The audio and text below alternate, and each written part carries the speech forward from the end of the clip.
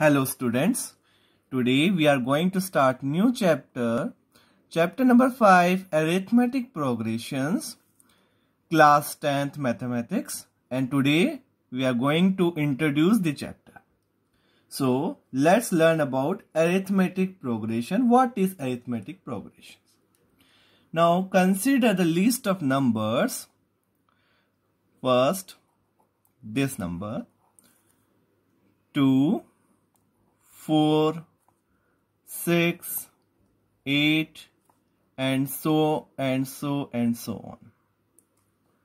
So, in this series, can you say what is the next term? Yes, we can say the next term will be 10. Now, each of the numbers in the list, the list of numbers, each is called term. Now consider one more. 1, 4, 7, 10, and so on. Can you predict the next number? Yes, we can predict. But first of all, we have to see. हमें देखना पड़ेगा सबसे पहले कि क्या series में क्या हो रहा है, इस टर्म में क्या हो रहा है सारे. देखिए 1 में ऐड किया क्या कि 4 आया 3. 4 में क्या ऐड किया 7 आया 3. 7 प्लस 3 10 और 10 प्लस 3 30. नेक्स्ट टर्म हो जाएगा 13. और हियर द फर्स्ट वन 2 में ऐड किया 2 4 आया. 4 में 2 6. 6 में 2 8. तो इन दोनों में हमने कोई फिक्स क्वांटिटी हम ऐड करते जा रहे हैं, फिक्स नंबर ऐड करते जा रहे हैं. Now consider one more. -2, then -5, then -8, -11, and so on. Here also, इनमें भी आप देखिए -2 है. -2 में हम -3 और ऐड करते हैं तो -5 आता है. -5 में -3 ऐड किया -8 आया. -8 में -3 ऐड किया -11 आया. और नेक्स्ट हम बता सकते हैं -11 में हम -3 और ऐड करेंगे तो विल गेट -14. एक सीरीज और देख लेते हैं. 90, 85, 80, 75 एंड सो ऑन. अब इस सीरीज में देखो आप, इसमें भी हमने 5 सब्ट्रैक्ट कर रहे हैं. 5 सब्ट्रैक्ट किया 85 आया. 85 में से 5 सब्ट्रैक्ट किया 80 and 75 and so on. So given a term, we will write the next term when in the above series. इन सब सीरीज में हम क्या कर सकते हैं, इन सब पैटर्न में हम ये देख सक रहे हैं कि सब में फिक्स क्वांटिटी ऐड कर रखी या सब्ट्रैक्ट कर रखी है. और फर्स्ट वाले में ईच टर्म इज, फर्स्ट वाला अगर फर्स्ट वाला देखो 2 4 6 8, तो each term is 2 more than the term preceding it. Her term में 2 ऐड कर रखा है. यहां पर हर टर्म में 3 ऐड कर रखा है. यहां पर -3 ऐड कर रखा है. और यहां पर -5 ऐड कर रखा है या 5 सब्ट्रैक्ट कर रखा है. So we see that the successive terms are obtained by adding a fix number. अगर हमें आगे वाला टर्म चाहिए तो हम एक फिक्स नंबर ऐड कर देंगे प्रीसीडिंग टर्म, मतलब पहले वाली टर्म में अगर आप कोई फिक्स नंबर ऐड कर देते हैं then will get the next term. 2 में ऐड किया 2 4 आया. 1 में ऐड किया 3. फिक्स नंबर, सब में फिक्स नंबर ऐड कर रहे हैं. इसमें फिक्स नंबर, सब में एक फिक्स नंबर हम ऐड कर रहे हैं. सच ए लिस्ट ऑफ नंबर, इस तरह की जो लिस्ट ऑफ नंबर्स बन रही है that is called arithmetic progression. और ये इस तरह की वन मोर एग्जाम्पल, एक को एग्जाम्पल देख लीजिए.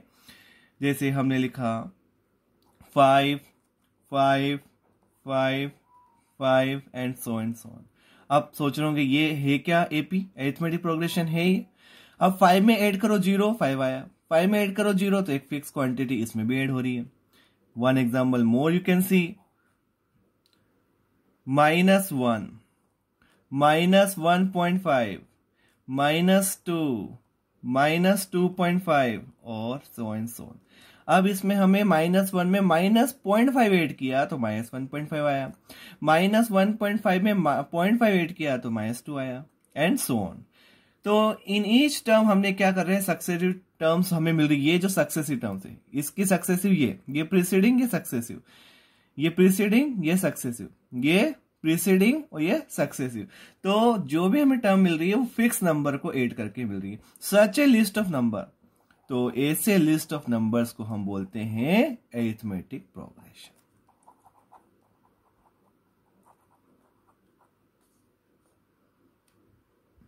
is said to form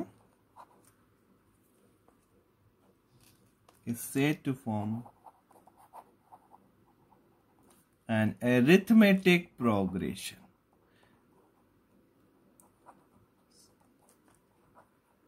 So we understood what is arithmetic progression.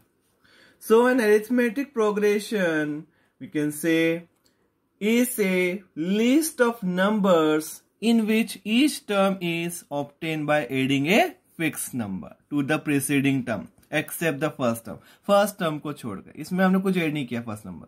Second से हमने ऐड करना शुरू कर दिया, इसमें हमने -3 ऐड करना शुरू किया, इसमें हमने 3 ऐड किया, इसमें हमने 2 ऐड किया, फर्स्ट वाले में 2 ऐड किया।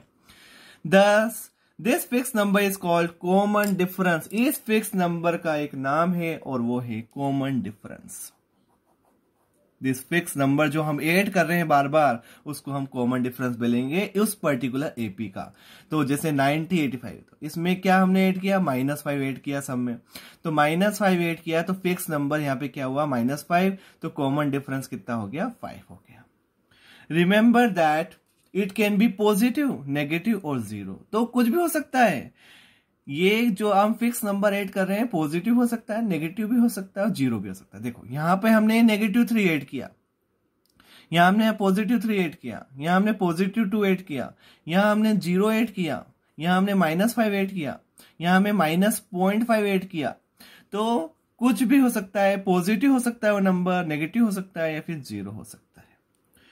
तो अगर हम फर्स्ट टर्म को ए मान लें, अगर हम फर्स्ट टर्म को ए मान लेते हैं इसके अंदर, तो अगली टर्म एक कॉमन डिफरेंस ऐड करके आ रही है। कॉमन डिफरेंस को हम नाम देते हैं डी, स्मॉल डी, और फर्स्ट टर्म को हमने दिया ए, तो एपी बन जाएगी हमारी, एक जनरल टर्म आएगी एपी की, वो होगी ये। फर्स्ट टर्म को हमने ए दिया, उसमें हमने एक डी ऐड करते जा रहे हैं बार बार, और हमें क्या मिल रहा है, देखो ये डी, फिर इसमें एक बार और डी ऐड किया तो 2D हो गया, फिर 2D में एक डी और ऐड किया तो 3D हो गया। तो ये हमारी जनरल टर्म, ये है general term of AP, general term of AP. Represent are arithmetic progression where a is the first term, a हमारी फर्स्ट टर्म हो गई और डी क्या हो गया, कॉमन डिफरेंस, और this is called the general form और टर्म्स ऑफ एपी। और इससे हमारे को क्या आएगा, एपी के जनरल टर्म को हम इस तरह से डिनोट कर सकते हैं, an equals to a plus n minus 1 into D. अब n क्या है, n टर्म्स ऑफ एपी। अब इसमें कितने टर्म है, 1 2 3 4, अभी तक हमने जितने भी एपी पढ़े उनमें सब कितने टर्म थे, 4 या 5 टर्म्स थे। अब एपी तो इनफाइनाइट होती है, ये फाइनाइट भी हो सकती है। अभी यहाँ डॉट लगा दिए मीन्स ये इनफाइनाइट है, मतलब ये चलती जाएगी। और अगर हम क्या करते हैं, इसमें ये डॉट हटा देते हैं और लास्ट टर्म ये लिख देते हैं, तो ये क्या हो जाएगी, फाइनाइट एपी हो जाएगी। तो अभी ये सारी इनफाइनाइट एपी है जो हमने पढ़ी है। तो अगर उसमें बहुत सारे टर्म्स हैं और हमें मालूम नहीं कितने टर्म्स हैं, तो हम उसको दे सकते हैं कि इट कंटेन्स n टर्म्स, उसमें कितने टर्म्स है, n। देखो कैसे हुए, a पहला टर्म a है, फिर a प्लस डी है, फिर सेकंड थर्ड टर्म क्या है, a प्लस 2d, फिर नेक्स्ट टर्म क्या है, a प्लस 3d, फिर a प्लस 4d, फिर चलता जा रहा है और चलता जाएगा। तो आखिरी टर्म क्या मिलेगा, अब हम आखिरी टर्म देख रहे हैं, लास्ट टर्म कैसे निकालेंगे, nth टर्म कैसे निकालेंगे, हमें nth टर्म निकालनी है। तो ये देखिए a1 ये टू सेकेंड टर्म है।